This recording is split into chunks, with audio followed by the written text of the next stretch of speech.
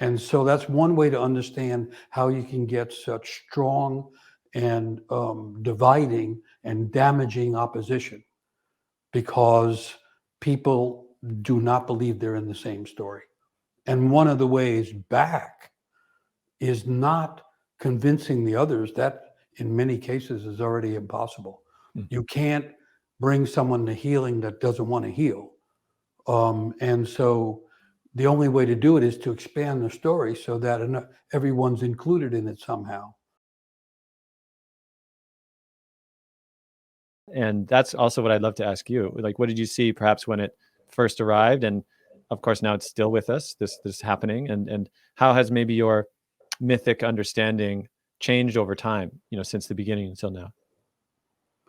It's a serious thing. It's a very troubled, heavy time to be alive, and very unusual in the sense that nature is having its own collapse now due to the climate crisis, which affects everyone in the world and every being in the world, whether they accept it or not. And then you get the pandemic, which affects everyone in the world also, whether they accept it or not. And so you're getting both the cultural effect of disease and the natural effect of climate crisis, both of which send the message we are all interconnected and all in this together. And yet that's not how the message is heard. It's actually heard in a divisive way. So one of the other ways to think in mythological terms is no amount of experience adds up to much until we understand the story that holds that experience.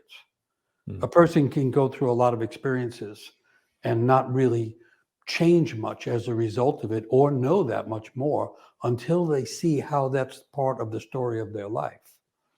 And so part of the story of apocalypse, or the end of an era is another way to think about it, is it becomes divided. And so people don't realize we're in the same story.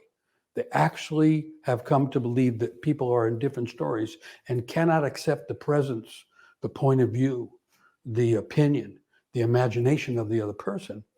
We've fallen out of story, or we think that's the case. And so that's one way to understand how you can get such strong and dividing and damaging opposition, because people do not believe they're in the same story. And one of the ways back is not convincing the others. That in many cases is already impossible. You can't bring someone to healing that doesn't want to heal.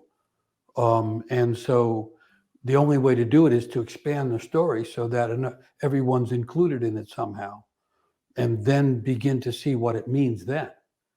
The trouble is, it's happening on a worldwide scale. It's a challenge at the level of human imagination to understand how such big things could be happening to everyone at the same time. And so I can't say that there's a precise story that will get people there. But I do know from experience that unless we think we're in the same story, we can't arrive at a place of union or mutual acceptance, allowing for disagreement. And the interesting thing about apocalypse, which the Greek word is apocalypsis, is that it part of the essence of the story is division, delusion, and things of that kind. That because the structure and the daily kind of conviction and the institutions that were the world that used to be are disappearing. People feel it even if they can't understand it.